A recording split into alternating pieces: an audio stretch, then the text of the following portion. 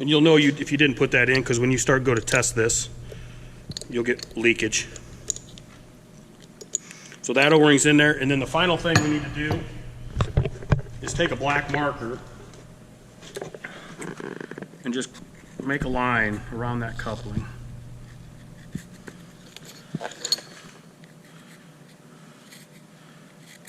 And as we test this, part of the test is making sure that we don't have any slippage. So again, if there was a connection problem in here and this thing started to come out and move or pull away and we had slippage here, then we know it's slipping on the inside, and that black line being up against that collar lets us know whether or not that moves. So this hose has been repaired, it's fixed. At this point we need to pressure test it, make sure pressure tests correct. As long as it meets the pressure test based on the numbers that are on the jacket of the hose, it's good to go back in service.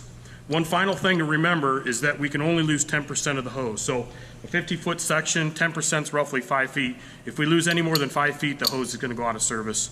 We're not going to be able to use it. So again, just kind of know where you're at and how you're cutting those. If, again, we kept having problems and we got to where it's past that 5 feet, then it's reached its service life and it's going to be no good. Hope that helped. Hope you learned something from that. So.